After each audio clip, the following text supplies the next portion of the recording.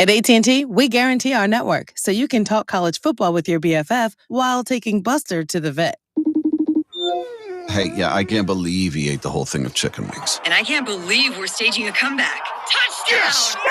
Staying connected matters. That's why in the rare event of a network outage, you'll automatically get a bill credit for a full day's service. For wireless downtime lasting 60 minutes or more caused by a single incident impacting 10 or more towers, must be connected to impacted tower at onset of outage. Restrictions and exclusions apply. See att.com/guarantee for full details.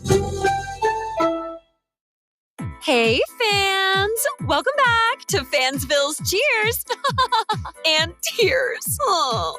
Okay, so like everybody deals with losing, right? To a rival on a last-second field goal. Whatever, it's fine. I'm totally fine.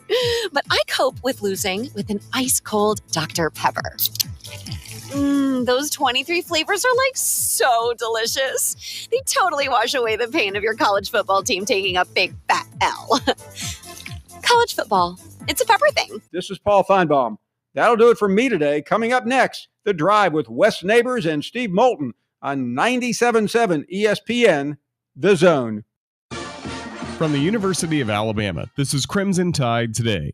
It's a daily update on Bama Sports and it's brought to you by Crimson Drive, driven by NASCAR. Streaming live each Tuesday and Thursday at 2 p.m. Central on all CTSN social media platforms at UA_CTSN.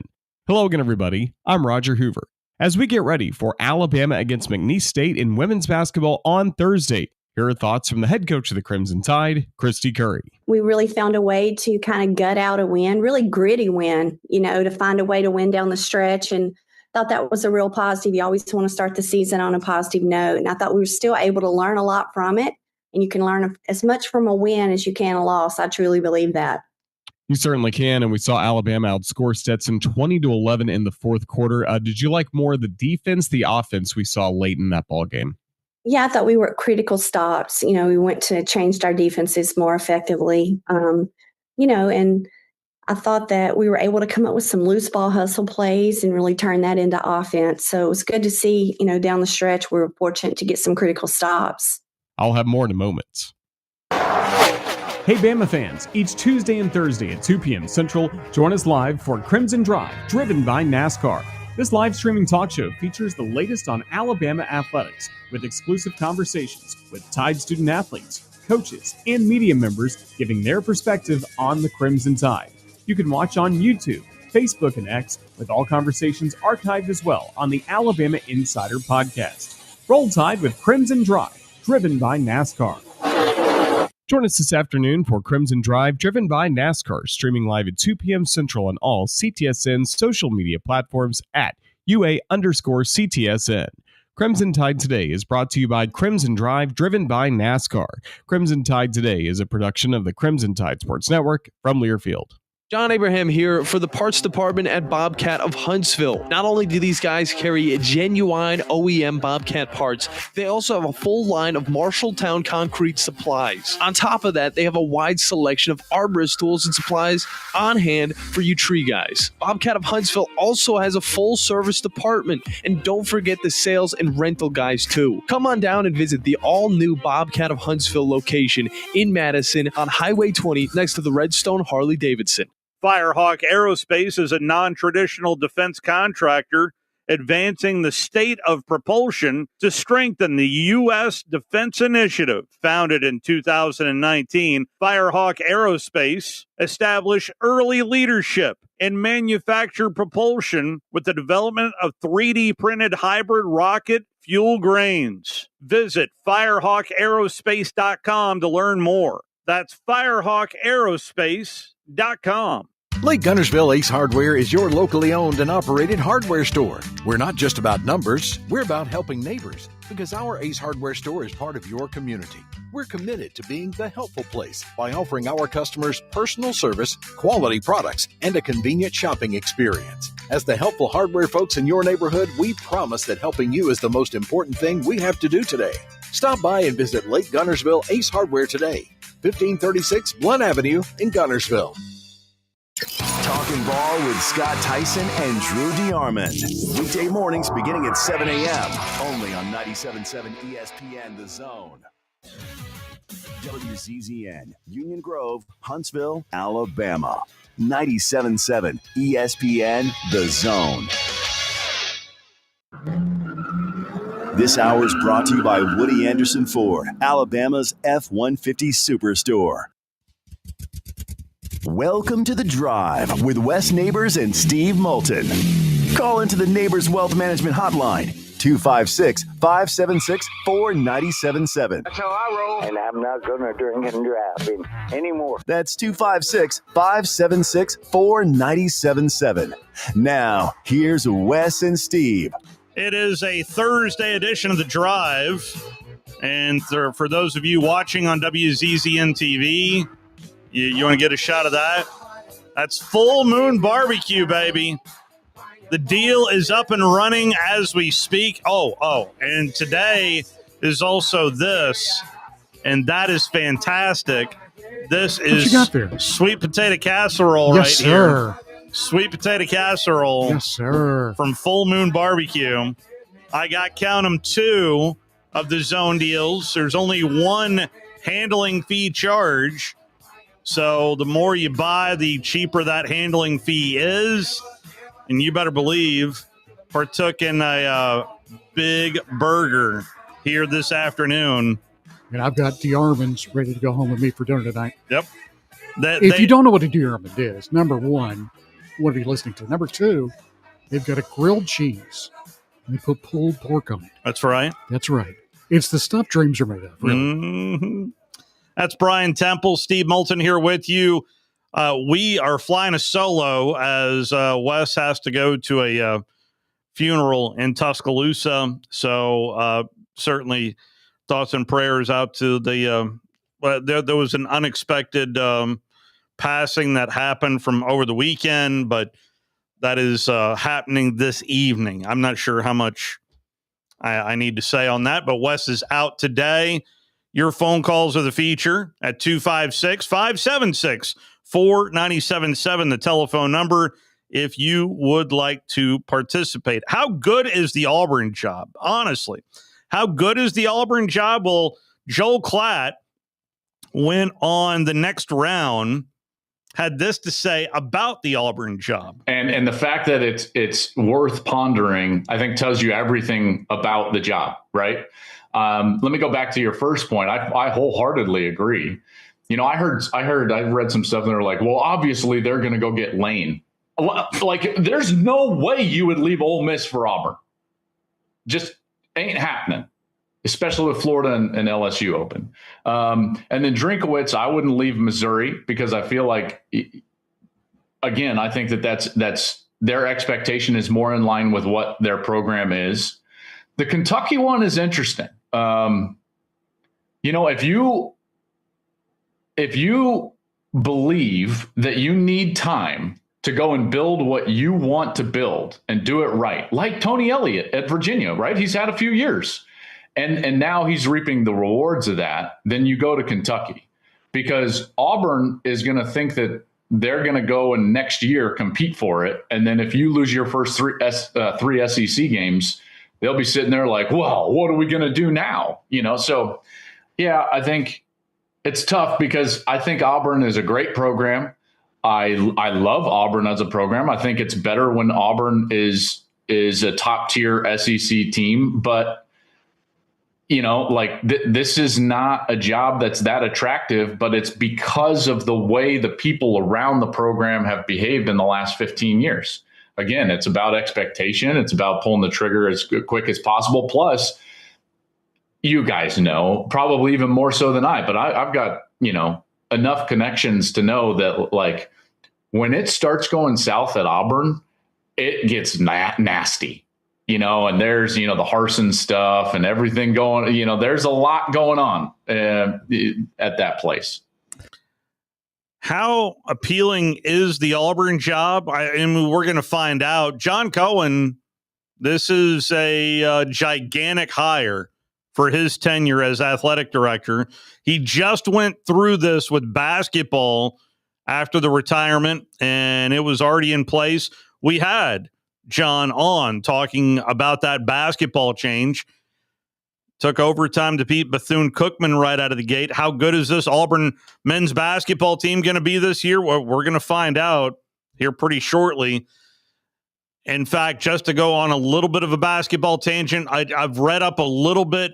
The conference does not look as strong as it was last year, but that was a generational year.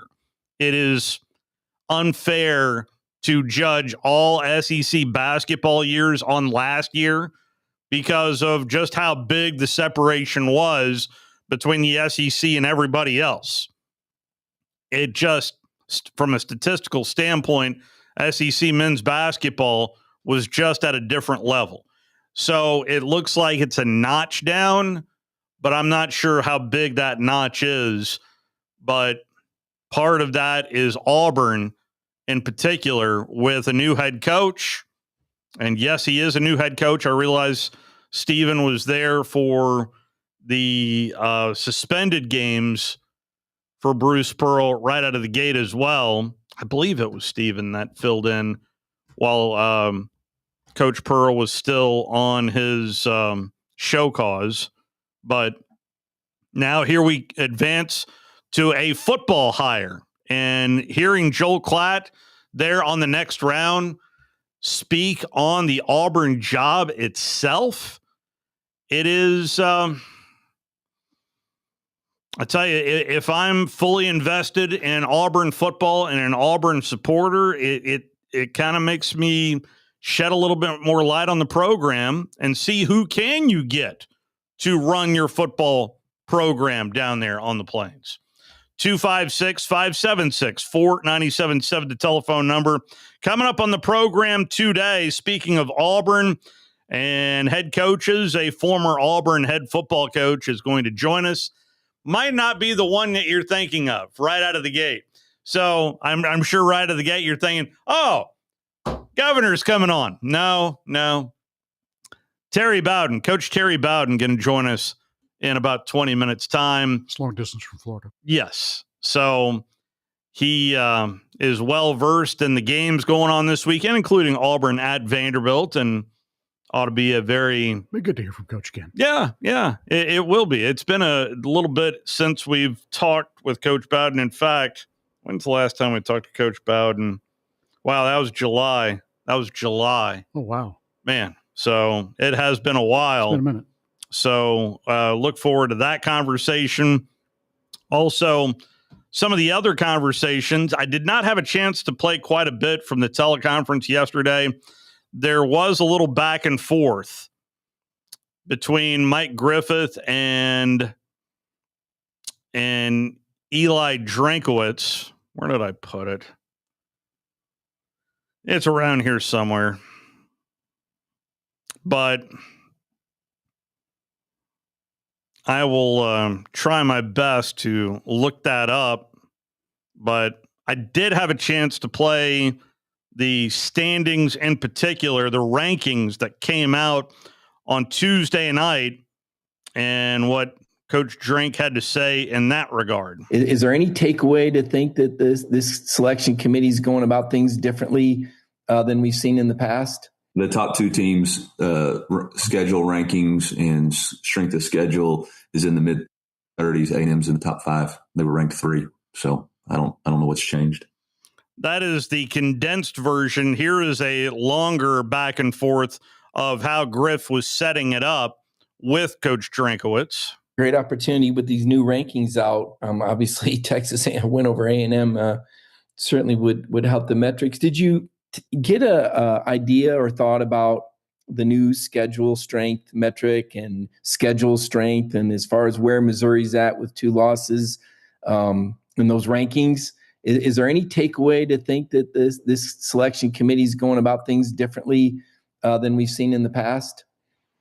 The top two teams' schedule rankings and strength of schedule is in the mid 30s. A&M's in the top 5. They were ranked 3. So I don't know what's changed. They did say that the 3 coaches that are on the committee, it sounded like they were watching film and maybe a little bit more of the eyeball test. Do you like that direction? I'm not saying the other ones didn't watch film, but they seem to identify that as something when they called it their art and science, the art of watching film. Do you like the idea of the coaches? No, I don't. I don't think that matters. Every coach has a different taste in what they're looking for on film. Some guys are defensive coaches. They're going to evaluate defensive strengths. Some guys are offensive coaches. They're going to evaluate offensive strengths. Some people don't like other people. Some people rank their conference better than others. Some people think that because they played in this conference, it's going to be different. The reality of it is college football needs to be decided on the field. There needs to be playing games. There's not another sport in the country that is decided besides NCAA basketball, NCAA baseball, and NCAA football by committees. Like, decide it on the field, just like pro sports do. Appreciate it, Coach. Good insight. That is the full back and forth.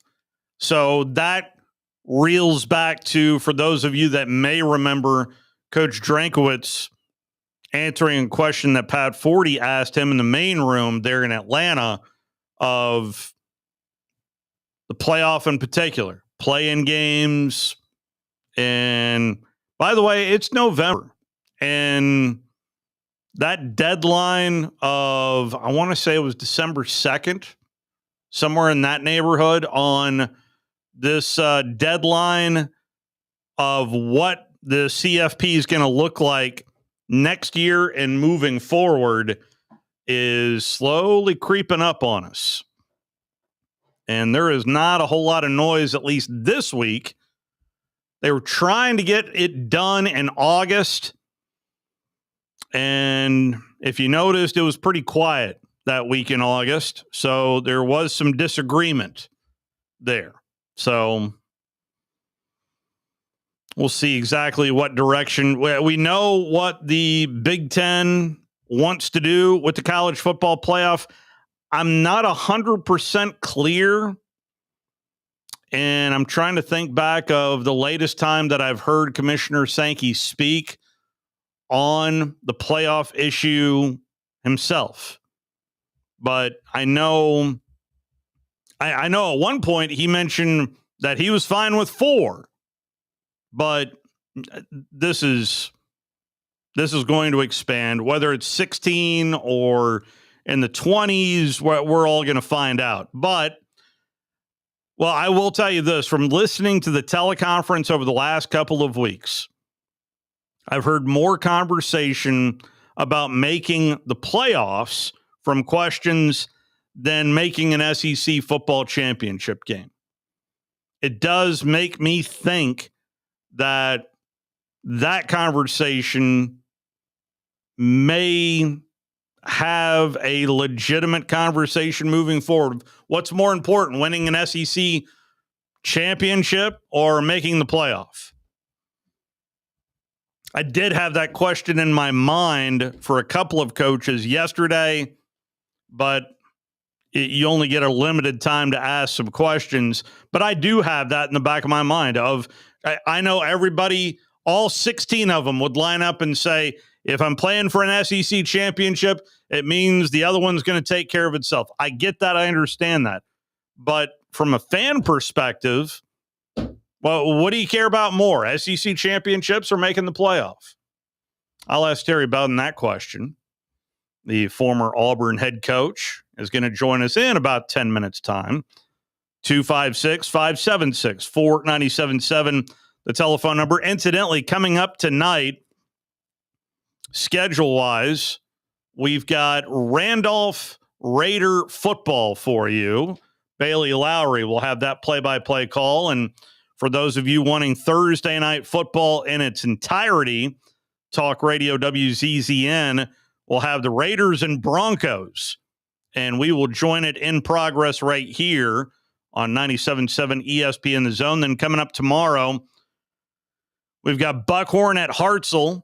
That'll be over the airwaves of 97.7 ESPN The Zone. Sparkman plays host to Daphne. The Senators are your region champs. Don't ask me to explain it. Sparkman are your region champs. They'll be taking on Daphne. And over on Talk Radio WZZN, it's Madison Academy playing host to Hatton.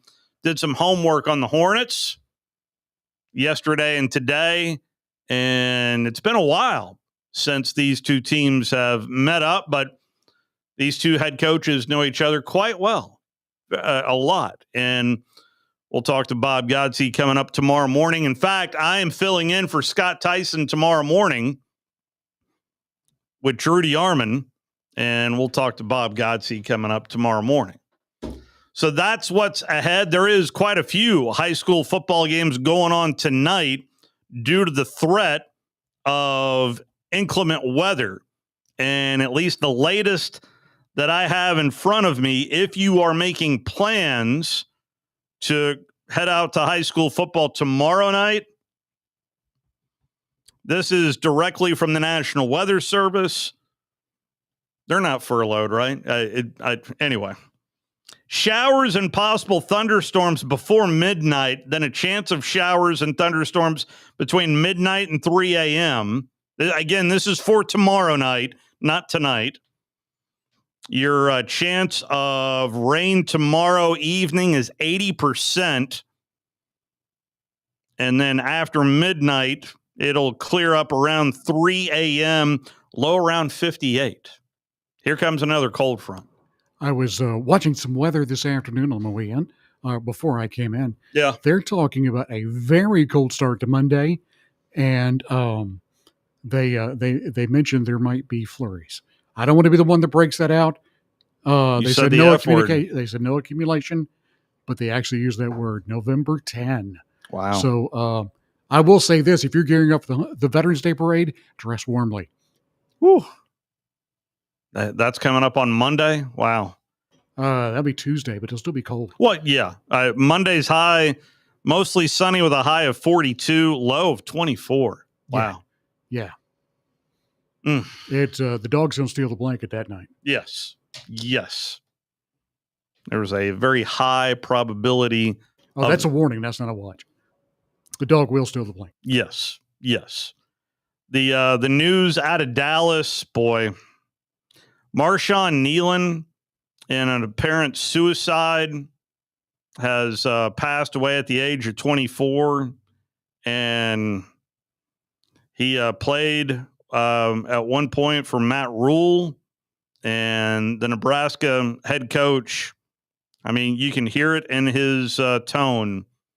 Mental health is very real, and I feel obligated to at least play this from Matt Rule. He spoke to the media this afternoon. So I want to see a team that cares about each other. So I look at it like, hey, the late kick gives you more time together. So I think that's been my message. And, especially poignant seeing the tragic news out of Dallas today, and, understanding that none of us know what people are going through. That's why I think we all should be careful about what we say to people. I think we should be careful what we tweet about people. I think we should be cognizant of what everyone's going through. And I told our players they should take their headphones off in the cafeteria and sit down with someone and be like, how you doing, man? What's going on with you? Because somebody that we're talking to, that we're saying, what's wrong with that guy? Man, that guy's messed up. Instead of saying what's wrong with him, we should all say, I wonder what would happen to him, because everyone's suffering. And so I look at these opportunities, everyone's kind of, everyone's, going through something. We're going to go on the road together, man. It's just a chance for us all to come together and be a team and unite together and spend time together. And, I think it's a good opportunity for us, but I have to, I send my condolences, obviously. It's just awful news. But you also know at the same time, I've given the eulogy for players of mine who've had the same thing happen. And so it's just, you never know what people are going through. And I will forever, the rest of my life, think about the time that I saw Adrian Robinson right before he took his own life.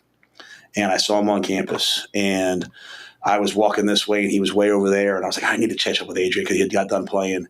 And a week later, he left this world. And a month later, I was given the eulogy. And I just wish in my life I could go back and just stop and say, hey, how you doing? And so it's not really what you asked, but it's on my heart. And I just share it with the team. Like, I just think it's a time in this world for us to be kind to people, and at the same time care about people and ask about people. Our generation of kids, my kids, they all just say, yeah, I'm fine, I'm straight, and it's just like, you really got to unearth it. So I look at road trips and travel, and I look at time together practice as chances to impact young people's lives and try to be around them. And I would encourage everybody to. I would encourage everybody today, with your own kids or the people you work with, just check on them, because that young man scored a touchdown just a couple days ago, and on the outside world, you'd think he's at the pinnacle, but he's dealing with something, and I don't know what it was, but I pray for him and his family. So, that's the. I just wanted to play that message. It was so hard. You could hear it in Coach Rule's voice. And there is a very solid message there. Yeah, we are in the toy factory. I get that. I understand that. But it just, to take a moment, it doesn't cost you anything to be nice. It really doesn't. And when those aren't, you can, one thing that always stuck in my mind that I've conveyed to both of my daughters is you get to choose who's around you, who your friends are, says a lot about you, and what kind of group is around you as well. And just try to be nice and just be understanding, and a little flippant comment here and there. I felt the need to play that. I hope, and again, prayers out to the Nealon family. Marshawn Nealon, 24 years old, passed away this morning from a self-inflicted gunshot wound, according to local authorities there in Frisco, Texas. So, hey, your buddy's better than anybody else. If you see they're doing something, hey, go talk to them. Yeah. And there's no shame in saying I need help. I mean, you don't not set a broken bone. So there's no shame in doing that either. Get right. We're all in this together, and we're going to look out for each other. Let's go ahead and take our first time out. We'll dive into some college football on the other side. Coach Terry Bowden joins us next. You're listening to The Drive with Wes Neighbors and Steve Moulton on 97.7 ESPN The Zone.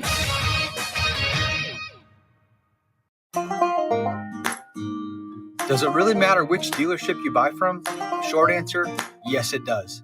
Hello, I'm Don Wessels for Woody Anderson Ford. Before you buy, take just a minute to check out the dealership itself, because where you buy can make all the difference.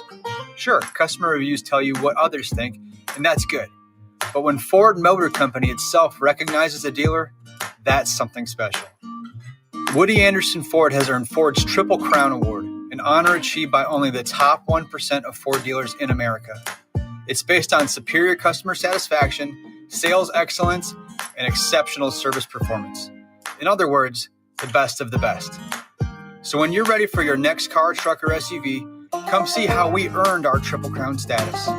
Superior service, sales excellence, over-the-top delivery. That's Woody Anderson Ford. And we hope to see you soon. Since 1983, Berkshire Hathaway Rise Real Estate's Ann Adams has been your local go-to real estate expert in the area. As a buyer, you can trust Ann's in-depth knowledge of the local housing market to narrow available properties down to those you'll be interested in, saving you time when shopping for a new home. When you're ready to sell, Ann's expert negotiation skills will ensure you get a fair price and hassle-free experience. Call Ann Adams today at 256-337-2625 or email annadamsrise@gmail.com. There's power in caring when it is put into action. Each year, our bankers serve on nonprofit boards, support our local educators, and volunteer with our hometown food bank. I'm Bobby Humphrey, Vice President of Business Development for Bryan Bank, and community service is just not a line item in our mission statement, it's who we are. Because after all, Alabama is our home too. That kind of commitment to community might not be what you would expect from a bank, but it's exactly what you can expect from us. Give us a call or stop by one of our 2 offices in the Huntsville area and experience unbeatable service and legendary results. Bryan Bank Equal Housing Lender, NMLS ID 2428943. Member FDIC. At Stella at 5 Points, living isn't just about having an apartment, it's about living artfully. Imagine waking up with the upscale feel of Atlanta or Nashville right here in the heart of Huntsville. Modern, stylish apartments, open layouts, stainless steel appliances, and resort-inspired amenities. Nestled in vibrant 5 Points, you'll enjoy walkability, parks, dining, and quick access to downtown without the chaos. Stella at 5 Points. Live artfully. Live Stella. Tom Abraham here for my friends at All About Water. Crazy name, huh? Well, let me introduce you to them. All About Water is the top pond builder anywhere in the Tennessee Valley, and that includes remodeling or cleaning out existing ponds as well. They also have monthly maintenance plans for your pond. Don't have a pond? Well, how about a fountain or water feature for your property to bring that soothing sound of running water to your happy place? On the other hand, maybe you have water on your property that you don't want. Well, Ryan at All About Water is all about water, so he could take care of that as well. He has a background in fluid dynamics, and what that means is that he can take care of any water issue that you have. Finally, how about that irrigation system that you have or that you want? Well, they do installs and maintenance and repairs on those as well because they are all about water. Learn more at allaboutwaterllc.com. That's allaboutwaterllc.com. This segment of The Drive is brought to you by Woody Anderson Ford, located online at woodyandersonford.com with 2 locations, Hughes Road in Madison and Jordan Lane in Huntsville.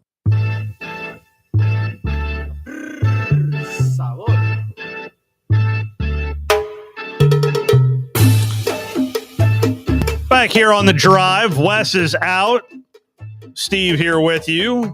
Brian Temple behind the glass as well, walking you up to some high school football tonight. A lot of round 1 games have moved to tonight, but some other news includes the likes of 13 FBS coaches that are now open right now. We got a lot to get into with our next guest. You can watch him on 247 Sports on the Auburn channel there, but Coach Terry Bowden, kind enough to join us here this evening. How are you, Coach? Coach. Hey, Coach, you there? Hello. Hey, how are you, sir? Fine. How are you doing? I'm doing real well. There's a lot to get into, and boy, the amount of openings, does at least 13 surprise you with that number, Coach? Yeah, a little bit. I think we're at a phase right now where fire your coach early is in fashion. Get rid of him early so you can, I guess, get early on the new one that's available before somebody else gets on them. I wish we could get through the season. We're not going to be able to hire anybody before the season's over, but that's kind of the phase. I remember when there was a coach in waiting phase and you had to name a coach in waiting, so that guy didn't leave, and that didn't work so well. So now you have guaranteed buyouts, and that is causing a mess with all the guaranteed buyouts. But anyway, there's always been a pressure to win. It's obviously happened quicker, and with portal transfer and the amount of money that boosters or fans or schools are putting into players' salaries, the coaches' salaries, they expect instant results. And if you don't get them, most coaches, what do you think you're getting paid so much for? You shake their hand, take the money, and thank them for bringing you in. I don't know if you caught the press conference that John Cohen had, but he was asked about the manipulation side of the job. And you held this position, Coach. How good of a job? And is that manipulation, I'm going to say, that a lot of fans have in the back of their mind, was that real back in the 90s for you? Well, I mean, no matter where you are, there are people involved in your program, and you want to make sure that you go into that job, and they're the ones that want you to. I mean, John Cohen, I hope he makes that decision, but I'm sure he answers to somebody. Yeah. And when you start giving $6 and $7 million a year contracts, there is a board of trustees. There are people that have to pay that money if you fire that. Although you'd like to have as much control over the call. If you ask me, if I'm going to make the call to bring somebody in and pay them a ton of money, I want the 3 or 4 most important people to know who that's going to be and shake my hand and say, that's who we want to. So if he doesn't pan out in 2 years, they all say, well, we made the same mistake you did. That's what I would want. Yeah. Now, if you're an AD and you want to make the whole call by yourself, then you maybe find yourself with a door like the AD at LSU did. But again, I think it's got to be some good judgment. And but there are, no matter where you coach, Florida State, my brother was at Clemson, my dad at Florida State, me at Auburn, and a lot of other schools, there are always people involved in the program that you really want their blessings. You ever hear a governor be that out? I mean, you went there, Coach. Louisiana governor. I mean, that felt like another level to me, Coach. That sounds like that sounds like Louisiana. That sounds like you're right. I live in Louisiana. Yeah. There's a whole new. But let me tell you something. When I was at Auburn, who was the governor of Alabama? Oh goodness, Bob James. Okay. You know where Bob James played? I don't. He played at Auburn, and when you're at Auburn, the governor is automatically the head of the trustees. So the governor, he is involved. and I'd be honest with you, I thought the governor of Louisiana, I don't want him making a decision, but I think he said some things that need to be said. Yeah. I mean, we got to see. Do we need to reel some of this stuff in? Do we need to make sure we have enough people making those decisions? He was talking about the AD there has made two decisions at Texas A&M and at LSU that have cost those institutions $125 million. So only in LSU do they get crazy like that. Huey Long, they've had some big time famous governors in their day in Louisiana, and most of them are a little bit Cajun. But there's politics behind every job. You just want to make sure you do the best job you can of making everybody that needs to be a part of the process, or at least aware of the process, that can be a process. Talking to Coach Terry Bowden right now in the Neighbors Wealth Management Hotline. And bottom line, how good of a job is the Auburn job? Oh, I think it's a great job. I think it is. I know they've been through a lot of coaches lately. And in fact, I don't even know how many they've been through most recently.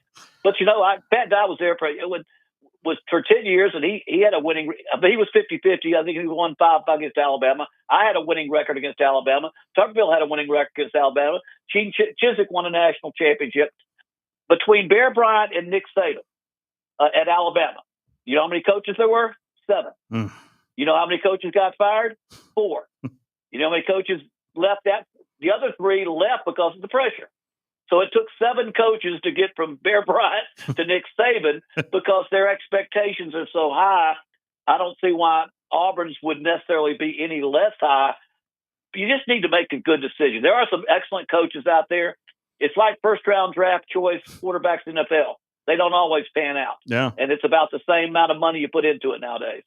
I at least I saw a little bit when Arkansas pulled the trigger. The very next game was at Tennessee, and you saw them fighting for Bobby, but they just cannot finish to save their life. Now, Florida was very competitive against Georgia last week, and that did not surprise me in the least. Did it you, Coach? Right.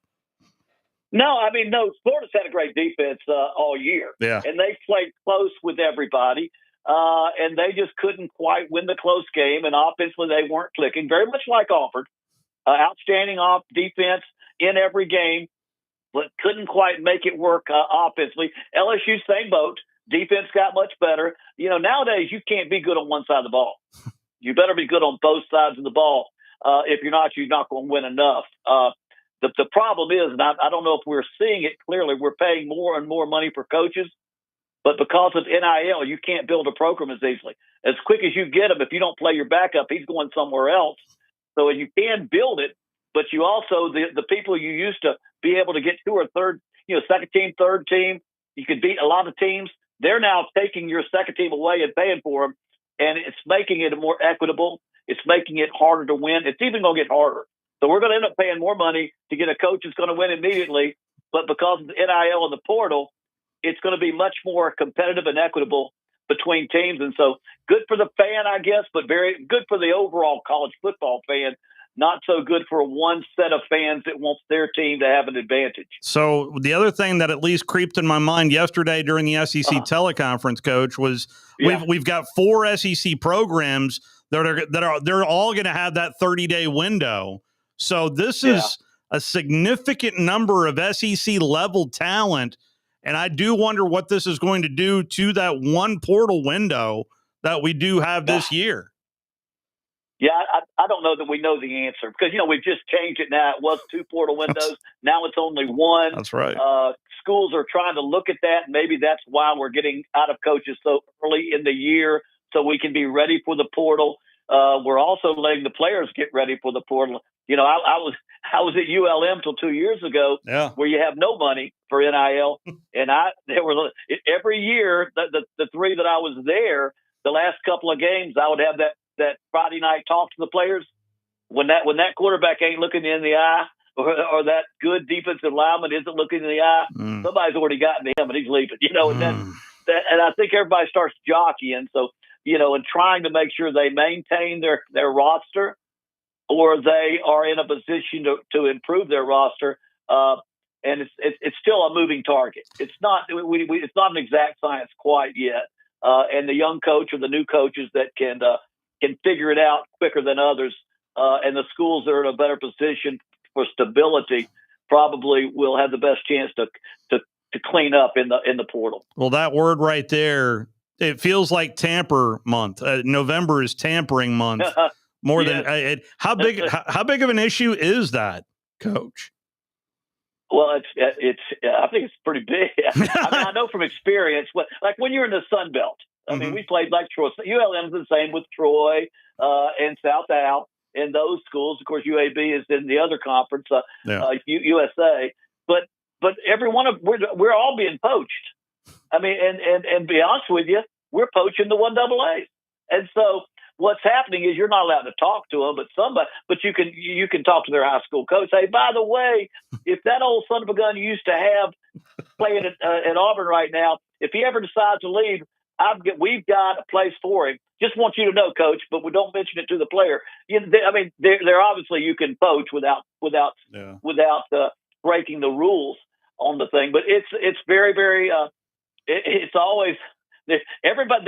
People have always tried to get an edge in recruiting. It's been on forever, and right now it's the portal transfer NIL game. You know, and when the NIL first started, when I got to ULM, you weren't allowed as a coach to talk about NIL.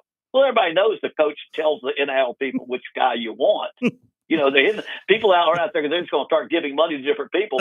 They're going to make sure they give money to the people that the coach wants to have money. Yeah. You know, so it is, and it's become a school thing. So anyway, it's another phase of the game that you got to be able to play. But I will say that's one of the most important, and it wasn't. I mean, it's after my career. Being able to identify talent in the portal, not just high school talent that you have to develop, but identify talent in the portal and make sure you got the right guys is very important. Some guys can evaluate talent better than others. I keep wondering, was Kurt Signet the only guy after Fernando Menendez or Darian Menza at Tulane? At Duke. I mean, they beat a lot of real good teams after one of the best quarterbacks in the country. Yeah. Could you have gotten him for $4 million or $2 million a year? You know, and you go down the list, the guys that you need to look for as a coach, these guys got to be great evaluators of existing talent as well as high school talent. Because you don't have time to develop high school talent in a lot of places. Forgive me for asking these types of questions, because I think I know the answer, but I know you know the answer because you've been a head coach. But is it easier to recruit from guys that are in the portal simply because they've got college snaps compared to high school players, Coach? Well, and again, you know, knowing what ULM, you've got. Well, at ULM, we couldn't get the top portal players. I hear you. We got the guys that couldn't pick up. You know, people jump in the portal and they would settle on Sunbelt or the bottom of Sunbelt, whatever. You know. Yeah. But I think it is. I think when you have an existing player that's already played, you've got college snaps to look at. You've got a maturity level that you're aware of. You know what they can do against college level material. It's a better chance to evaluate and pick out a guy that can help you. And I think that's what I was talking about. That's what you got to be very good at. Yeah. It's hard for a 17 or 18-year-old kid that kid may get tired of football in a year, or he may not have the love of the game, or there's so many other factors that go into play. I think right now the most important thing, don't give up on your high school. You must get your share of the best high school talent. But if you're building a program, and I think Dabo Swinney is finding this out at Clemson. Ooh. I was an analyst for him for 2 years. You got to also play the portal game, and you can't just say we're going to go and develop everybody, because that's not going to keep you on top of the game. when people start poaching your players. Yeah, Dabo's rant. We played that a little bit yesterday, Coach. He mentioned Bear having a couple of down seasons, and then all of a sudden that 70s run comes. But he went directly towards officiating of being more transparent. Does that need to happen around this game, Coach? You talking about with officiating? Yes, sir. Officiating, more transparent. I think you got to be careful. I think you got to be careful. That's what there are rules about that. I went back and tried to look at that play. It's a tough play to call. I mean, It looked like it was obviously this. And when you really look at it and you don't have a side, now I'm a big Dabo Swinney fan because I worked with him. He was my brother's staff when my brother was the head coach there. And I worked with him, and I think he will eventually. I think he's going through some tough times, just like my father did after 14 straight years of ending up in the top 4. My dad lost a few coaches and ended up having to rebuild his staff and things like that. Dabo's going through a little bit of that now, but you can tell he's frustrated. I would be too. But I think you need to be careful when you start allowing coaches to get on officials too much. The point I think, and I didn't watch the press conference, but I think the point he's trying to make is the one that I would tell the officials before the game. Hey, listen, my job's dependent on your call. You're not a full time. Most officials in college have other jobs. Yeah, they do that on the side. So let's make sure you be real careful how you're making these calls because it could cost me my job. And I think that's the point that Dabo's trying to make. But you just have to be careful. Those guys don't want to make bad calls. Sometimes they do. And here's the difference. When I was at Auburn or even before then, because I became a head coach in 1983 at college, so I've been around a long time. We didn't have instant replay, but not only that, we didn't have 5 or 7 cameras on every game. You might, even if it was a TV game, you might have 3. And who has the worst look at a penalty is the official. Yeah, he really has the very worst look because every fan on a television has 7 looks from 7 different angles. And they know before the official does whether it was a good or bad call. And so that's why, as ridiculous as it looks, everything's getting reviewed because they know the fans can see the right call and they catch holy heck when they don't make it. But I think that play there was an example. Even with all the cameras and with all the opinions, sometimes it can go either way. Yeah. Auburn's the fumble on the goal line. Yeah. Auburn, excuse me for saying jump. That I swear. To this day, I say touchdown. But there is an argument both ways. It was so tough because you have to go with the call made on the field. Yeah, that's right. And honestly, of all the opinions that I've heard on replay itself, I heard Charlie Moulton, who just retired as an Atlanta Brave pitcher. To me, I thought it was fantastic. Charlie Moulton's opinion was, don't tell the replay official what the call was on the field. Let them figure it out for themselves. And I'm like, lovely. Great. Great idea. Great idea. Let him just make his call. Yeah. But going back to that Auburn call, officials normally will not make a call on the goal. They will say no score 99% of the time. They don't want to raise their hands for a touchdown. They want to stay on the 1-inch line. And then they want the replay to tell them they're wrong. They'll never want to go backwards the other way. Whatever reason, they won't go that way. It's almost always the other way. But anyway, that's a discussion for another day. I guess all of those type of things. When you found out who was officiating your game, did that at all ever alter? What you know where I'm going, Coach. Did that? Yeah, we coaches in the SEC. If you're in the league long enough, you have officials that you like and don't like that don't like you, or you question some of the things they do. No, they're people. They have subjective opinions about things they shouldn't. But I think in every league, and I'm not just talking SEC. There are some you wish you don't get. The head of the SEC officials in the SEC so much was Steve. What was Steve's last name? Steve Shaw. Steve Shaw. Yeah, Steve Shaw was a great friend. His wife was a teacher at Sanford. He would come work my practices before he was even an SEC official when I was at Sanford, and I've known him forever. But he's one of those guys that's pretty dang sharp. They need more Steve Shaws in the business. I would totally get on board with that. Let's actually get to some games. Auburn at Vanderbilt, I think, is really intriguing. I am actually going up to Nashville for this one, and What do you think about this matchup Saturday afternoon, Coach?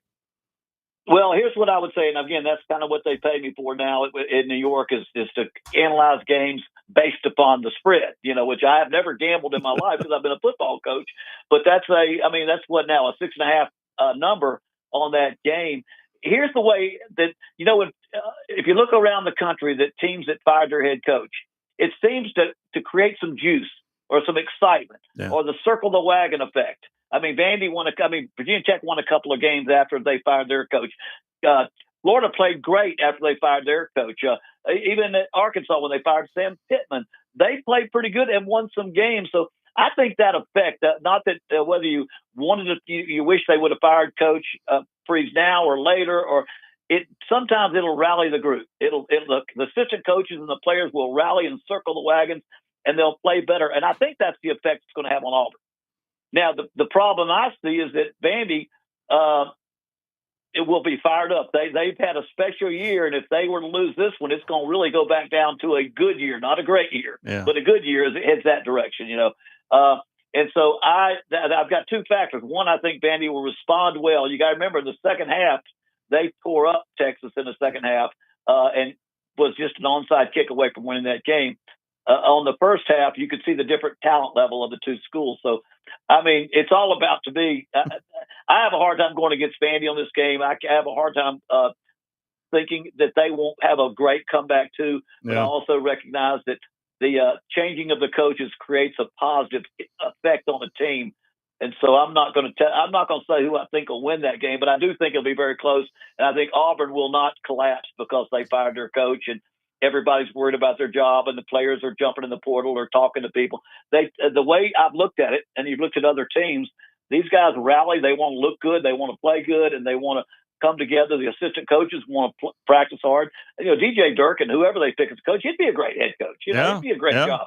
And I'm not in the business of picking coaches, but God dang, if he give him a good offensive coordinator, and he'd probably do a heck of a job. Yeah. Matchup for matchup, I keep looking at Mississippi State, Georgia. And Mississippi State is very prone of stubbing their own toe, getting in their own way.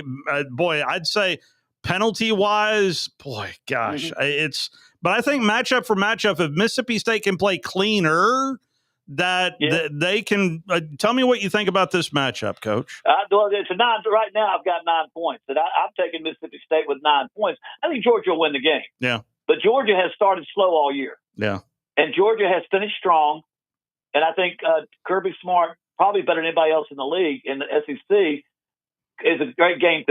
Great halftime adjustments. He gets his team to play better towards the end. They run the ball. They try to play good defense. They're not as good on defense as they have during their championship years, but they generally they start slow, end fast, and win a close game. And I kind of think that's probably going to happen against Mississippi State. But Mississippi State, they were 2-10 last year, and they were 0-8 in the conference. They're one game away from being bowl eligible, and they've lost 2 games in overtime to pretty good teams in the conference. They average, I think, 31 to 34 points a game. They're pretty dang good. And you know how that place is when those cowbells start going. Yeah. That's a tough environment to play in. But I think I'm going to take Mississippi State in the points because I do think that would fit into the way Georgia's been playing and the way Mississippi State's been playing, and that they'll keep it closer than that.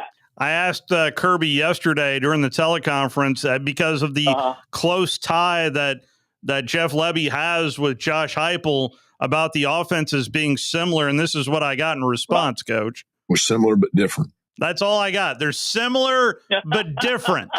Similar but different. Well, Josh Heupel's, and I studied him a lot because I loved what he was doing 3 years ago with Herndon Hooker, and that when they were just going up and down the field. Josh Heupel's similar but different than he was 2 years ago too. And I think the fact is everybody adjusts to their personnel. If you can't throw a good deep ball, you can't run that old offense of Tennessee. I think their new guy Joey Aguilar does a pretty good job of throwing a catchable deep ball, and it makes them better. But I think Mississippi State does run their style. He was the offensive coordinator at UCF before Josh Heupel, so he's learned that system. He likes that system, and But it is more similar than different. Regardless, Kirby's smart. He plays the game. He plays the game during the game, before the game, and in the middle of the week. He's always working the games. So, yeah. And he knows he's got every game's a tough game in the SEC. There's no easy wins in the SEC. I did follow it up, and he said, yes, similar but different. I don't know what to tell you. I wanted to end with Alabama and LSU. Speaking of a program to get a little juice after firing a coach, tell me what you think, what we're going to see Saturday night, Coach. Well, I think the same effect. If I'm assuming that impact will have on Auburn, I think the same impact on LSU. Two very similar type teams. LSU they've just not done as well offensively. Defensively, they hired a new defensive coordinator. They're playing better. They're playing well enough to win in the SEC. But offensively, they just haven't done as much. Now, I think they will play good. I think they'll rally. I think all those things will happen like at Auburn, and they'll play very well. It's funny. I think with the line being at 10 points, 10-point line on that game, I don't feel a lot different in that they will play well but not be able to. And I'm going to take LSU in the points on that one. But Alabama, Alabama is an interesting team because they're not like the Nick Saban Alabama. They have an outstanding quarterback. They're finding ways to win. They're better at throwing the ball than running the ball. They average 118 yards a game. That's not Alabama. I mean, I don't see any Mark Ingram or Trent Richardson or Derrick Henry. I just don't see any of those kind of guys. Like the big, old-fashioned. Yeah. And you know what? Auburn's like that too. I mean, ever since Coach Dye got Bo Jackson at Bear Bryant's final days and running game was established, I had a couple of Big Steve Davis, and I had my tailback the first year I loved so much, and I forgot his name. He's going to shoot me for forgetting his name. But anyway, that being said, Alabama to me is not built as well to play well down the playoffs. I think when you get towards the end of the year, you better run that football, play defense. They pass it better than they run it. Georgia runs it better than pass it, and they're both probably about the same on defense. But I've got Alabama at home.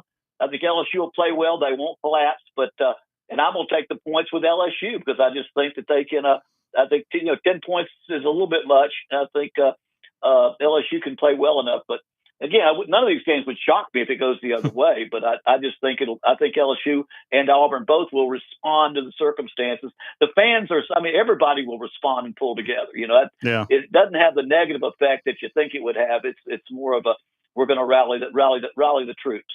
Was that James Bostic you were trying to think of, Coach? That was that embarrasses me. James Bostic, what a fan. That's the running attack. I used to kid around and say, Auburn, I said, you guys would rather run the ball and lose than pass it and win. I said, but that's how you win. Yeah. Run the football, and you got to do it because when you get to the playoffs or you get to the big games, passing the ball between the 20s is not going to win games. You got to be able to run it when people know you're going to run it. And that's what we could do then, and I think that's what Nick Saban understood at Alabama with those type, and that's what Pat Dye understood when he began to challenge Bear Bryant. Got Bo Jackson, because when you get Bo Jackson, you let everybody in the state know that you're going to go head to head with Alabama in recruiting, as well as every other way. Once you make that move and make that decision that you get him, you've just evened up the score with everybody at Alabama that says we can out-recruit you and all that stuff. You just negated that. It was like my first year at Auburn. We got Willie Anderson out of Mobile, was the number one lineman in the country. We were able to pull him in, and Damian Craig and some of those other guys like that. But anyway, I think Alabama, they don't run the ball well enough to go far in the playoffs, I don't think. But they are going to be – they're good enough to beat LSU. I just don't think they'll win by 10. And I'll be honest with you, I think about four. There's probably 3 or 4 teams I think could win our conference. Wow. I mean, LSU, Alabama, Georgia, Texas A&M, maybe Ole Miss, the way they're playing. There's about 3 or 4 that I think would be good enough to win the conference if they're close. Coach, I can't thank you enough for the time. A lot of fun to talk some ball with you, and let's do this a little bit more frequently. I appreciate the time, sir. Anytime. You give me a call. Thanks, man. Thank you. Now. That is Coach Terry Bowden on the Neighbors Wealth Management Hotline. His quarterback that first year, by the way, guy by the name of Patrick Nix. I think you probably know his son, who's playing tonight. for the Denver Broncos. Bo Nix. Good stuff there from Coach Bowden, kind of diving in a little bit more into the portal side of things from someone who was just there a couple of years ago and having to deal with the minor league system, which that is starting to pick up a little bit more steam of these smaller conferences being called a minor league system for the Power Four conferences. So, well, and we saw like Troy and Jacksonville State do very good with picking up the crumbs, if you will. Yeah. That is going to do it for hour number one. I am still waiting to hear from Matt Wyatt, potentially, but we shall see. We may talk some Mississippi State football with Matt, but if not, we'll open up the phone lines to you at 256-576-4977. It's Brian and Steve on a Thursday. Got high school playoff football going on tonight. Randolph Raider football is at West Morgan, and you'll be able to hear it over the airwaves.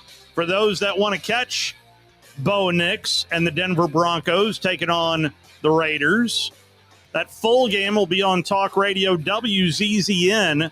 That coverage starts in about 30 minutes.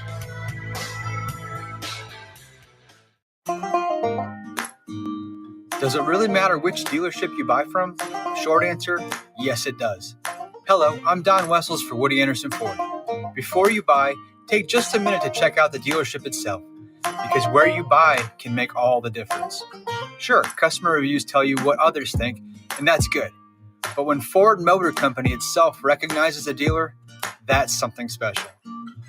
Woody Anderson Ford has earned Ford's Triple Crown Award, an honor achieved by only the top 1% of Ford dealers in America.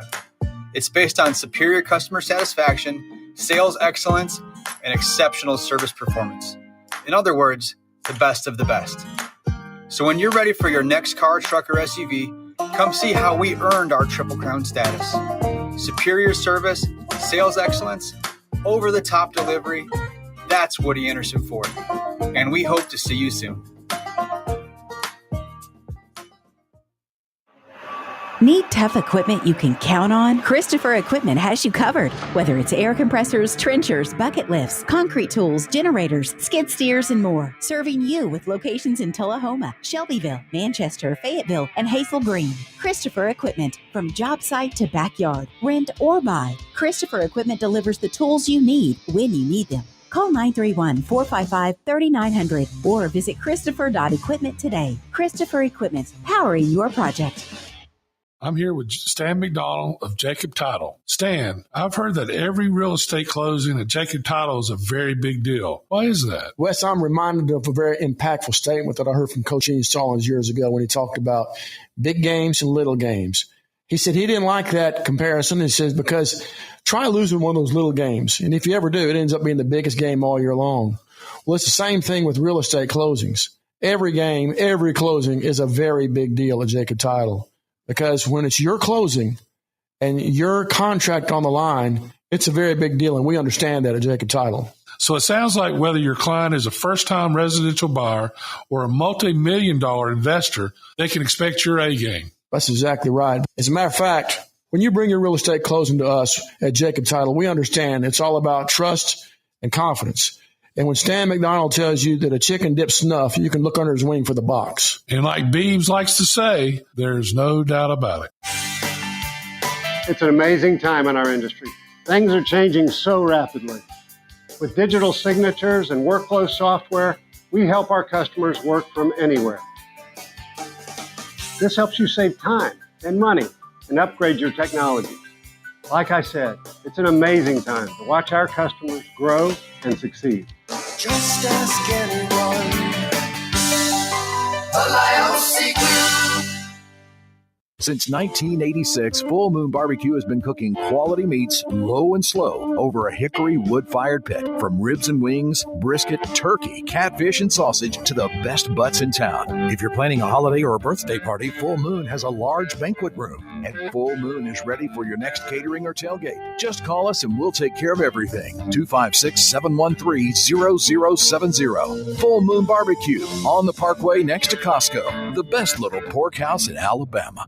Your Fox 54 weather.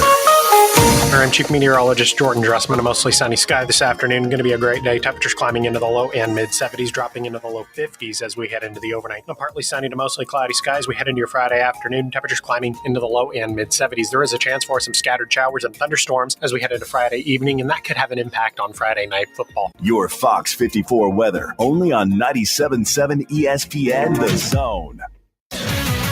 WZZN, Union Grove, Huntsville, Alabama. 97.7 ESPN The Zone.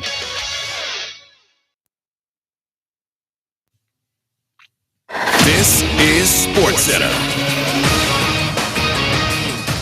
I'm Christine Lisi. Former NFL star receiver Antonio Brown arrested on an attempted murder charge stemming from a shooting after a celebrity boxing event in Miami in May and extradited to the United States from Dubai. According to the arrest warrant, Brown is accused of grabbing a handgun from a security staffer after that match and fired 2 shots at a man he'd gotten into a fistfight with earlier. NFL Week 10 begins tonight with the Broncos hosting the Raiders. Denver's on a hot streak, 6 straight wins, and could be the team that finally ends the Chiefs' nearly decade-long AFC West reign, says ESPN NFL analyst Ryan Clark. Outside of playing the Kansas City Chiefs twice, you think about only the Packers left on their schedule. I think with where they stand at 7-2, right, and 5-4, and the difficulty of the remaining schedule, the Denver Broncos are going to be the team that win the AFC West. New Colts cornerback Sauce Gardner cleared concussion protocol, and he is expected to make his Indianapolis debut Sunday against Atlanta in Germany. Former NBA player and assistant coach Damon Jones pleaded not guilty to wire fraud and money laundering charges in a Brooklyn court today in an illegal gambling probe. Trailblazers coach Chauncey Billups' arraignment is scheduled for November 23rd. 2-6 Wisconsin, winless in the Big Ten, will bring back coach Luke Fickell next season. Baseball, Don Mattingly's leaving his role as bench coach of the Blue Jays. The team did exercise manager John Schneider's contract option for 2026. The Rockies hiring Cleveland Browns Chiefs strategy officer Paul DePodesta to run their baseball operations. Before the Browns, he spent 2 decades in Major League Baseball as a front office executive. Hey, it's Evan Cohen. Coming up Friday, we'll get you ready for Week 10 of the NFL, which includes a matchup between 2 QBs who can help see their MVP chances rise. It's Unsportsmanlike, 6 a.m. Eastern, right here on ESPN Radio, ESPN2, and ESPNU.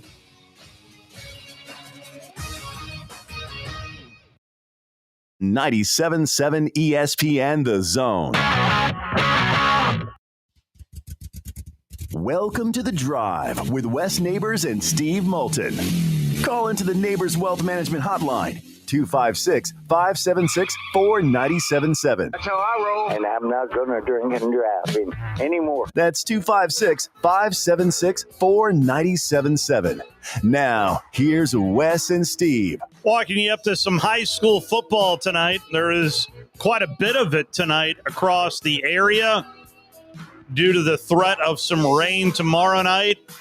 I am happy to say, I am happy to report that I will be in the press box tomorrow night over at Bill Washington Stadium in a game that you can hear over on Talk Radio WZZN. Buckhorn will be over these airwaves as they are at Hartselle tomorrow night. That game did not move as well. Sparkman and Daphne is also tomorrow night, but honestly, with those schedules, I mean, Daphne, by bus, that's a 6-hour, minimum 6-hour bus ride. I would assume those kids are probably up here this evening. I would hope so for a game like that tomorrow night. So AHSAA doing that crossover thing and not getting the Birmingham teams, but getting the Mobile teams. Yeah, it makes perfect sense. Doesn't it? And got a couple of 7A Region 4 teams heading down. I would assume they left as well from 7A Region 4. In fact, and that budget as well. James Clements plays host to Fair Hope, and the teams that are on the road, let's see here. Florence is at Baker, and who am I missing from our area? I just gave you 3 of them. Austin is at Mary Montgomery. So, Montgomery's not as bad as Mobile. Pizza Larry has called in. How are you there, Pizza Larry? Hey, Steve, how you doing? I'm good. Appreciate the phone call. Hey, where on my radio dial can I find WZZN, or is that like an online only? What's the question? Where on my radio dial can I find the talk radio where you're going to be doing the game tomorrow? If you have an HD radio, it'll pop up on your. So I don't own an HD radio. So yeah, I don't either. But I got a 2012 car. Yeah, I've got a 2013. I wish we had 2012. Yeah, HD radio wasn't one of them. I'll tell you what, Pizza Larry, do you have a smartphone? I do. Well, I tell you what, if you go to your phone's marketplace and search Talk Radio WZZN, you'll find the app for that station. It's just like having it. Yeah. And it is HD radio for the common man, and you'll be able to listen to everything. Plus all our different zones will show up over there. And that's honestly, when I'm out of the market, even when I'm in the market, how I listen to Talk Radio WZZN for the most part. And I listen to it with my headphones when I'm around the house during the day. That way if someone calls, it's right there. I already got it. Yep. I'm staring at you're staring at your phone all day anyway. Might as well go ahead and put the app on it. Because I thought it'd be something good to listen to while I'm doing my driving and DoorDash and stuff. That is a great way to do that. Yeah. And with I'm like you. I've got an older vehicle. The Beast is from 2003, so I've got my little Bluetooth thing I plug in, and I can. It's just like it's crystal clear. It's like listening to the HD radio right there. Yeah. We're kind of proud of it, and we've worked really hard to make these apps work really good. Well, good, because I enjoy the calls and everything, and I enjoy Randolph football because I grew up, stone's throw from the old Randolph High School. Mm-hmm. Yeah. Knew a lot of guys that went to Randolph back in the day. I was listening to the Auburn game Saturday night. Full disclosure, another station because y'all don't carry it. Yeah. But as long as you come back home, that's all we ask. I was flabbergasted. How do you score 3 points during here at night against that Kentucky team? Took some work, didn't it? I mean, and I went back and watched part of the game, and I watched that last play. And that Kentucky defensive back was standing all by himself in the end zone because I didn't bother to count the rushers. I don't know if they brought pressure or what, but whatever they brought got home. Yeah. And the quarterback had to throw the ball so early that none of the receivers were deep in the end zone. Yeah. Yeah. Yeah. So or maybe they did the Jerry Glanville. If you a pressure play, bring pressure. I thought I saw them bring 3, but I also saw them get pressure on 3. So yeah. I saw 3. I want to say it right off the top of my head. I think I remember them bringing 3. But yeah, you bring 3 and you can't block 3 long enough to get the receivers to run 40 yards. That's a problem. Yards or whatever it was. That's a problem. Yeah. Yeah, and I listened to that press conference at the end of the game, and I've never heard anything sadder or more pathetic in my life. I didn't. I'm just. I did not Dead listen man to it. walking. Well, he's up there going, well, we're so close. I'm like, no, you're not. You scored 3 points at home against Kentucky. Yeah. You're close to mediocre. And because I'd like to ask for patience, but I don't think that's going to happen. It sounded like a guy on death row right before his execution going, oh, my appeals are so close. And I'd like to ask the governor for clemency, but I don't think that's going to happen. Yeah, I feel for his family. I feel for especially the lower end assistants that don't make $1 million. Yeah. Because that does affect a lot of people. And I am heading up to Nashville on Saturday. I think it's going to be a very competitive game. I'm excited to see it Saturday afternoon. Yeah, you never know. A lot of times teams get a bump. Yeah. Arkansas didn't, but a lot of times teams get a bump when they fire a coach. That players kind of rally around the new guy and they want to win. Well, that's why I was talking about that, Pizza Larry, to Coach Bowden. We're going to see this front and center with LSU and Auburn. Yeah. And especially for Durkin, because I believe the players really like him. Yeah. And I think maybe he might be the players' pick to be the next coach, but the players don't get the pick. Yeah. But, my thoughts are listen to the game and listen to the press conference. But now I know where to listen to you on Friday nights when you're not on the main channel. Well, you have a good night, Steve. I'll listen to you tomorrow. Thank you. I appreciate that. Again, Madison Academy will be over on Talk Radio WZZN tomorrow night. I was looking during the break on SEC Now, and it looked like Dari Noka and Gene Chizik were breaking down the rankings. I wanted to hear it myself. We're going to test this out right here, right now. Well, I'm a little bit confused because I think you could make the argument, and I'm just trying to look for down the road, like next week's rankings. What do I expect? Because that's got me a little bit baffled, and I know that they use their own metrics, maybe a little different from ours or whatnot. But what I'm saying makes sense to you? No, it does. It seems as though the 4 back-to-back ranked wins, which are, by the way, they only count them as ranked wins if they're ranked now, not then. They're all still ranked. All 4 of those teams are still ranked. That's right. It seems like the one loss at Florida State is carrying at least as much weight as the 4 great ranked wins, which was not supposed to be the case. And in fact, the idea was new emphasis on on schedule strength and who you beat, right? And in fact, the day that was announced, it was the next day that Greg Sankey made the announcement, we're going to a 9-game schedule. They needed to hear that before we did that. That's right. And that's what. Also, Dari, think about this. Do they really look at the undefeated teams and say, man, those guys are undefeated? I'm just being honest. Texas A&M's got a big 0, 8-0. You can maybe make the same case for BYU and they're being so high. They're undefeated. So I just wonder, again, that's a great point about did they get penalized more for Florida State? And then also is it because A&M's undefeated? On the SEC teleconference Wednesday, Eli Drinkwitz was asked about that, right? Does it look different now based upon what they said was going to change this year? And he said the top 2 teams' schedule rankings and strength of schedule is in the mid-30s. A&M's in the top 5. They were ranked number 3. So I don't know what's changed. And he's not wrong. He's not wrong about that. All right, we can dive more into this coming up at the end of the night on SEC Now, and we certainly will. This is how. That's interesting to me. I saw them flash up that graphic with Drinkwitz, and it's something that I played last hour, so I wanted to hear their take on it more than anything. Interesting. And the fact that, now they're going through toughest path, easiest path here down the stretch. Gene Chizik, Dari Noka giving their 2 cents on which teams have set themselves up the best. And I'm intrigued about this. Hang on. I want to hear this. All right, so you've seen the field. You've seen how it would play out if it started today, which, by the way, it does not. We got some questions. We're going to try to answer them as it pertains to SEC teams and the college football playoff. Chiz, among teams in this league that have a shot to make it, who's got the toughest path? I don't think there's any question, Dari. When you look at scheduling, it's got to be Texas, right? So they got this week off, which is great.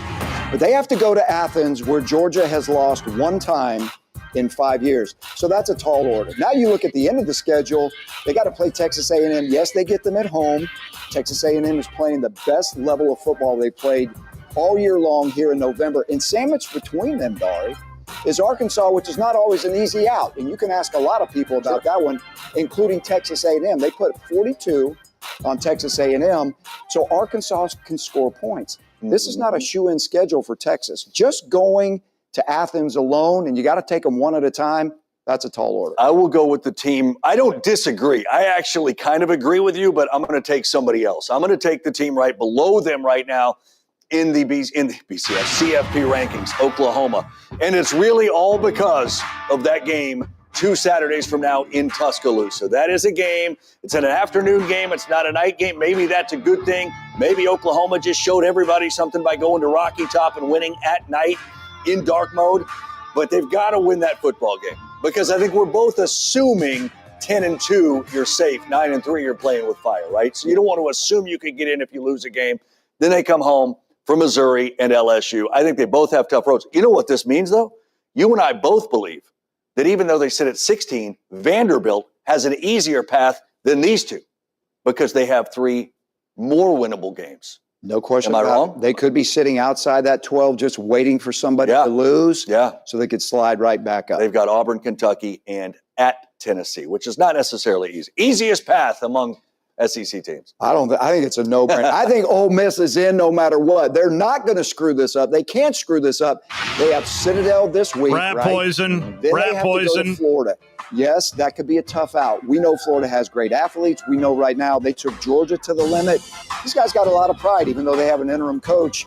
That won't be an easy out. And then, as always, we've seen crazy things happen in the Egg Bowl with having to go to Mississippi State. So we know that. But really and truly, the level at which they're playing right now, Dari, they've improved on defense. We know what Chambliss has brought to the table. The offensive line's playing really well. Kewan Lacey's running like a madman out there. So Ole Miss is playing well. That schedule should allow them to run the table. Yeah. Once they got through Norman, that kind of their coast 100%. Easiest path to me is the team sitting with no losses. You got 4 games left. I think A&M could lose 2 of them potentially, as long as one of them's not those middle games. And wow, that's a heck of a statement there from Dari Noka. As Texas A&M is at Mizzou this weekend. Then they play host to South Carolina. Samford, yes, Kirk Herbstreit. Samford, the school out of the Birmingham area, heads to College Station. And then at Texas. That's 2 very losable games, maybe 3, maybe. South Carolina always jumps up and bites somebody. It felt like Ole Miss was that potential, but Ole Miss took care of business in that one. Anyway, it's easiest schedule. Texas A&M. I'm going to lean with Coach Chizik. Ole Miss has a much easier path than does Texas A&M, but Texas A&M has taken care of business and is undefeated, but it should be a very eventful November, beginning Saturday, day after tomorrow, at Mizzou. That should be really fun to watch. Really fun to watch. 256-576-4977, the telephone number. This almost feels like potpourri for 1,000 here this Thursday, but also right before we cranked up, Booger McFarland was the guest on PTI, and sure enough, they ended to they ended the conversation on PTI with LSU's chance to win at Alabama. Booger, do they got a chance? For LSU in now the first game after a bye at the end of Brian Kelly. All right, he's not there anymore. What sort of chance do you give them to knock off number 4 Alabama? What do you give them? Yeah, well, first of all, good riddance that he's not there anymore. That's number 1. Number 2, I think the interim coach, Frank Wilson, is going to do a really good job of getting these guys ready to play. I think they're going to play for the 3 letters on the helmet, LSU. And I think if you're the Tigers, man, you got to go out and let it go. You got to play fast. You got to play physical. I'm always going to choose us, Tony. I know everybody, I think we're a 10-point underdog. That's fine. It's all good. Doesn't matter to me. I think my guys are going to show up, and they're going to play hard. If we can run the football and the quarterback remembers what color jerseys we're wearing, I think we're wearing white, then I think we're going to have a chance in the fourth quarter. And when you're a double-digit underdog on the road, to have a chance in the fourth quarter, that's all. That felt like the most Garrett Nussmeier statement I've ever heard right there. Just know what color jerseys we're wearing. You can always ask. But always, Tony, what type of chance? I'm always choosing them 3 letters, baby. LSU, you know that. Do I detect that you are not a Brian Kelly fan? Do I detect that? It's subtle. Brian Kelly didn't work hard enough in Baton Rouge. I think right now all the stories are starting to come out. There's a thing called being a good fit. And I think as we look back on it, Brian Kelly wasn't a good fit. And I think for all the reasons that we talked about, him being from Boston, coming down to the South, like it just wasn't a good fit. I don't even know if he knew what gumbo was. Like if I got to explain to you what gumbo is, you probably don't need to be in the South. Get out. You ain't allowed. Get out. Stay out. Didn't you like when he said family? Didn't you like that? Let's take one last break, by the way. He didn't like when he said family. None of us did. No. All right, that's how Booger McFarland ended his 5 good minutes there with the boys from PTI talking LSU, Alabama.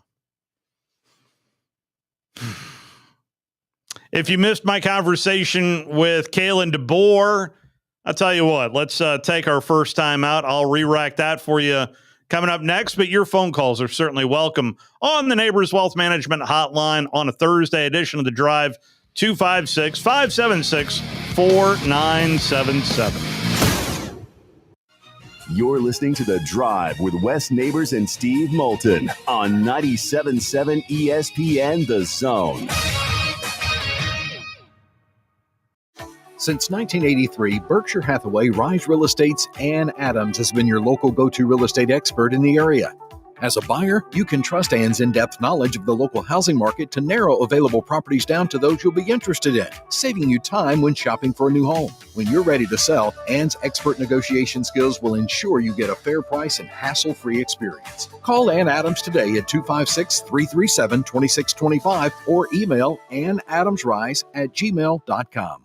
Tom Abraham here for my friends at North Alabama Mortgage. Are you thinking about home improvements? Well, use your equity now and refi later. Or use your equity to eliminate consumer debt forever, then refi to a lower rate and shorter term when rates drop. North Alabama Mortgage can also help you if you're thinking about buying an investment property or a second home at the lake or the beach or in the mountains. We have great programs to make that happen. Visit NorthAlabamaMortgage.com to learn more. That's NorthAlabamaMortgage.com. Does it really matter which dealership you buy from? Short answer, yes it does. Hello, I'm Don Wessels for Woody Anderson Ford. Before you buy, take just a minute to check out the dealership itself, because where you buy can make all the difference. Sure, customer reviews tell you what others think, and that's good. But when Ford Motor Company itself recognizes a dealer, that's something special. Woody Anderson Ford has earned Ford's Triple Crown Award, an honor achieved by only the top 1% of Ford dealers in America. It's based on superior customer satisfaction, sales excellence, and exceptional service performance. In other words, the best of the best. So when you're ready for your next car, truck, or SUV, come see how we earned our Triple Crown status. Superior service, sales excellence, over-the-top delivery, that's Woody Anderson Ford. And we hope to see you soon.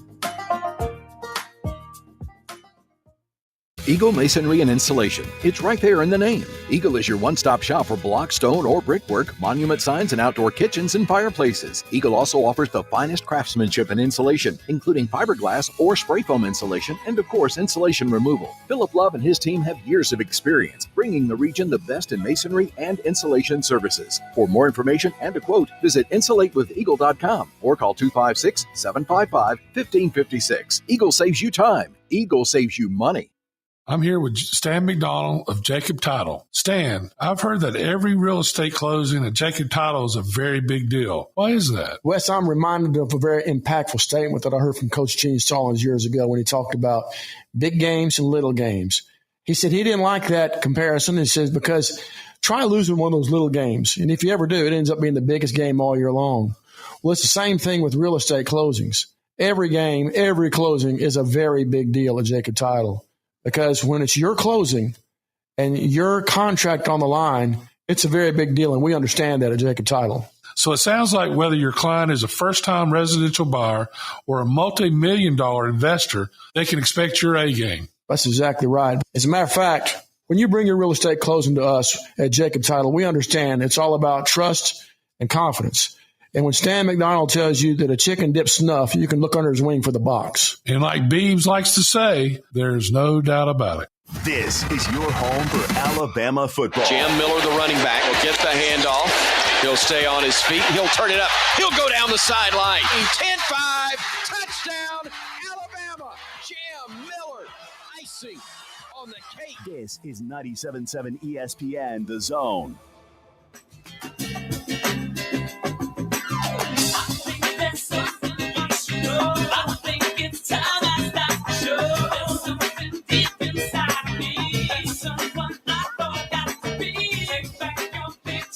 final segment here on a Thursday, walking you up to some high school playoff football. Randolph is at West Morgan. Bailey Lowry on the call there, and Coach Johnson with him as well. Be fun to listen to that one. Coming up this weekend, On 3 put this out. The most expensive games to attend of tickets that are available, cheapest ticket available this weekend. The most expensive is BYU at Texas Tech. The cheapest ticket right now, $528. Second on the list is Auburn at Vanderbilt. No. That doesn't surprise me, but I mean, $234? That seems low. I mean, it's a ridiculous amount of money, but it still seems low trend-wise. And then it's LSU at Alabama, $188. Oh. Oregon at Iowa, Scott Tyson, $152. Texas A&M at Mizzou, $128. I mean, Auburn at Vanderbilt, second on the list. How about BYU? And I know game day's there, and yeah. And we'll see how many people are throwing tortilla chips. That is the place that throws tortilla chips, right? I think that's at Texas Tech. What? I'm pretty sure it's at. You don't know about that? I don't know about that. Yeah. Well, they're trying to squash that. Is this the weekend for Alabama A&M and Grambling? I know they're playing at Grambling this year. I don't know the answer to that question. I will find out. I have my calendar open at the moment. I know. I live close enough to hear the band practicing, and they have been practicing hard all week, which makes me think they're. I do like Coach Shade a lot. Sam Shade. I do too. His team is 4-5. Prairie View is in town this weekend. Okay. It is, yes. It's at Lewis Cruz Saturday afternoon at 2:00. Okay. Then at home against Florida A&M. Then at Texas Southern. And so they just got through playing Grambling. They played this last week. This past weekend, a away game. They lost 13-10. That means, well, there is one bright side. Now I can look on YouTube for the band competition. I cheer for the marching band. Thank you very much.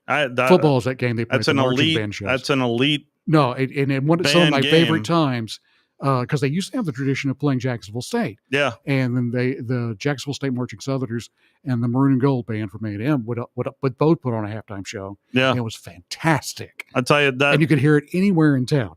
The exhibition game that Scott and I did with UAH at Alabama A&M with the band in the corner at the event center. Mm-hmm. I was loving every second of it. Yep.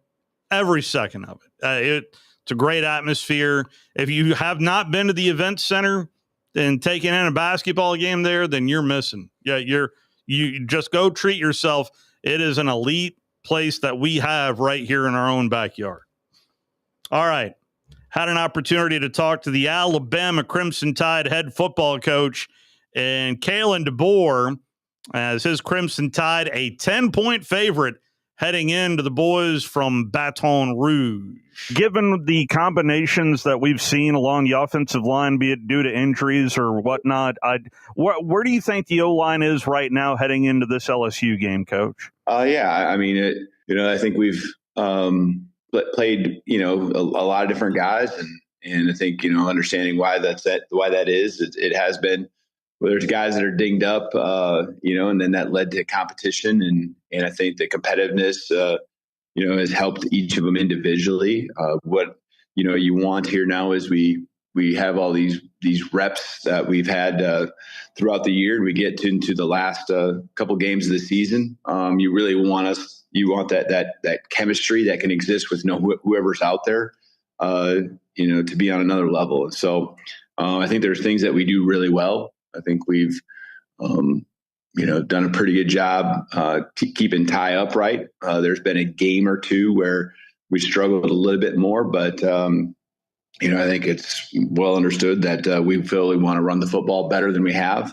And that's a group effort. That's just on the offensive line. And so they're doing their part. I can tell you they're out here working as hard as ever to continue to be better. And, we just, hoping to take that next step. And I think, one of these games here, you're going to see, the run game, continue to evolve and help us win football game. Well, what was your big takeaway of what you saw, what Texas A&M was able to do to LSU in the second half, Coach? Well, they had a touchdown drive there. Obviously, the punt return really broke the game open, and they're in the second half. And then, I just think Reed does a lot with his feet. He had a big game running the football, and that's a weapon right there on top of the other skill players they have that make people miss. Those receivers that A&M has, are guys you get the ball in their hands and they can go do some things. So I thought it was a balanced attack that A&M had, and they just continue to attack you, and that's kind of what happened in the game. And once they kind of got it to a 2-score lead, then the pressure is really on LSU at that time. So again, it was a good game, very good game. LSU had them at halftime. So they're going back to LSU. They're just extremely talented. They were, preseason one of the top teams picked, and there's a reason for that. It's because of all the skill and all the guys that they have on that team that can play high level football. That is Kalen DeBoer. This is the 90th meeting between Alabama and LSU. I believe, if memory serves, that these two teams will play again next year, but not the following year, as that schedule came out earlier in the season. Auburn at Vanderbilt. I am heading up to Nashville. For those that conversation with Durkin, the now interim head coach of the Auburn Tigers. Here is the Auburn head man in charge. I wanted to ask about the offensive side of the ball, of quarterback in particular. How does that look here? Well, let me reset this because I could hear that thing starting to get sideways on me. The magic of radio, ladies and gentlemen. Take two. Wipe away that first cut. I wanted to ask about the offensive side of the ball, of quarterback in particular. How does that look here on a Wednesday heading into a game at Vanderbilt for you, Coach? Yeah, absolutely. So it's been good for me to obviously I've not had involvement with it at this point, and then this week I've been really trying to spend time with those guys on that side of the ball and just hear from them, both players and coaches, and get their viewpoint on things. We made a decision as a staff. Austin Daniels is our starting quarterback. I think gives us the best opportunity to win the game. Our team, our coaches are all 100% behind him. He's done a really good job preparing this week, and so he'll be the guy we go with, and I think we have a good plan for him. And this being the third year in a row, albeit against Diego Pavia, be it from New Mexico State or Vanderbilt, what kind of growth have you seen out of Diego through the years? Yeah. It seems like forever, but I think obviously what stands out is just his confidence in knowing what they're trying to get done. He's completely on the same page with his offensive play calling, and if you sit in a certain look, he knows right where to go with the ball, and he certainly has the ability and confidence to make plays when the play breaks down. If it's not what he thought, and he's ad-libbing in blind time, I think that's when he's probably at his best. But I think you can just see that obviously he is on the same page, and in all situational football and all those things, I just think he's a great competitor and has a good grasp of the trying to do. I wanted to ask about Vanderbilt defensively. Being a defensive guy, what impresses you the most out of this Vanderbilt defense, Coach? Yeah, the effort which they play with. They fly around. They play aggressive. They really try and force you to not be able to run the ball. And I think that's a mentality on a defense that's attacking blocks. And they definitely switch up their looks and bring pressures. But I just think that their guys do a good job of they play with effort. They play with physicality. And so you've got to match or exceed that type of physicality on the offensive side. I think in order to be effective.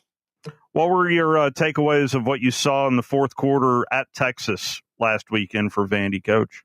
Well, I mean, they prove they can, throw the ball down the field when they have to. I mean, they were obviously behind, so they got in some obvious passing situations. And, whether it was a good job of protection or, again, Diego buying time and moving around, they handled that aspect from, what is a very formidable defensive front. And then I thought the receivers did a good job getting open down the field, and he was putting the ball where it needs to be. So, that's not really their style. It's not something like that you see every game, but what stood out to me was when they had to do it, they showed they have the ability to. That is DJ Durkin, the new Auburn interim head coach, and he's got 3 games in front of him. If he wins out, that is your Auburn head football coach, no matter what Joel Klatt thinks of the Auburn job. I played that audio early in hour number 1 for those of you just joining us, where very dismissive on the hot name on every board seems to be Lane Kiffin, believing Joel Klatt's words were Ole Miss a better job than Auburn. Now, I mean, it does come down to how big of a bank account do you have to recruit the players to come to play for you? And welcome to college football here in 2025. More than anything. Final call for phone calls. In about 10 minutes time, we'll have Randolph Raider football live at West Morgan. First round coverage there about to crank up, and Bailey Lowry will have the play-by-play call there. And then coming up tomorrow night, we'll have a lot, and I mean a lot, of high school football first round coverage. And then again, don't forget tomorrow night is the Woody Anderson Ford Scoreboard Show, powered by Lake Gunnersville Ace Hardware. Scott Tyson get you up to date on all the first round action. Quite a bit moved to tonight, but there is a decent amount that is going to allegedly be playing in a little bit of an aquarium, because it is supposed to rain pretty good tomorrow afternoon, and I'll be at Madison Academy. All right, a couple of fun ones here, closing things down, just throwing this out here. I told you my biggest, a lot of people's biggest fear is doing what I'm doing, and that is talking into a camera. Other biggest fear, for at least for me, is stand-up comedy. There is no way at all. If you said, "Hey, give me your best 2 minutes," I'd be awful. No, that's not fair. I know. No, because our big award show we do every year, you do a fantastic job. Well, but I've got a script. Well, that's I've got a script in front of me, and I don't have to be funny. I got news for you. A lot of those comedians have a script they just memorized. I get that. I do. But that's more of a timing issue and a feel for the audience and all that. So, well, they don't throw vegetables anymore. At least that's what I hear. I'm going there because so many comedians rise up through their impressions. And there's a couple of guys that are easy to impersonate. Arnold Schwarzenegger, easily one of the most, just anybody can do an Arnold impersonation. Get him to chop up. The other, yeah, exactly. So the other one that at least got this is the reason I'm going here. Johnny Depp showed off his impersonation of Al Pacino. You know, we all just say hoo-ha. Yeah, and that's Al Pacino. But here is a woman, by the way. It's a fantastic movie. Here is Johnny Depp showing off his impersonation of Al Pacino. Let's all enjoy. What made you decide to stay behind the camera this time? In fact, I mean, you know, it was something that Al was going to do a long, long time ago. He was going to make this film. And then time passes, so he called me and he said, you know, John, I think you should try it. I think you should direct this film. I was like, what? Oh, okay. So he was, I don't know if that's really showing off. I was expecting that to be a little more meat on the bone. Well, I mean, you know, we all have our Tom Abraham impression. How about a pool or in a garage? Yeah. Okay. Choice. So the other fun one, well, I say fun one. Have you ever called 911 ever? Have you ever? I've called 911 once, and it was because of an accident that happened right in front of me. Have you ever called 911? I have. It's a story for another show. Oh, wow. Okay. Wow. Wow. It's not good. So in London, England, it's not 911. It's 999. It's 999. So Scotland Yard released this audio of a woman who called 911 for what reason? Well, please, what's your emergency? There is a big spider in my hallway, and I can't do anything. I feel very scared. Is this a joke? No, it is not. You've called police about a spider. Just so you know, this is like a life or death emergency line. People getting nice with them, but people will die, and you're calling about a spider. Oh my God, I am terrified of spiders. Clear the line. Well, how big's a spider? Wow. How about the operator right there? Well, how big's a spider? I mean, wow. Clear the line. Clear the line. Remind me not to use 999 if I ever go back to London. No shorty fire burning on the dance floor there. Yeah, she called because of a big spider. And she was trapped in her hallway. Again, how big was this spider? We don't know. Excuse me, I don't know. It was not in the story. Well, I guess since published by the royal UK we don't know. Yeah. You see what I did there? Yeah. Don't try this at home, kids. I'm a highly trained broadcast professional. You need stretch first. Pick 2 comes up tomorrow. Let's enjoy some high school football. The Thursday night NFL game right now is on Talk Radio, WZZM. Exceptional outcomes start with exceptional therapists. And that's what you'll find at Johnson & Hayes Physical Therapy. With 7 convenient locations across North Alabama, Johnson & Hayes offers expert care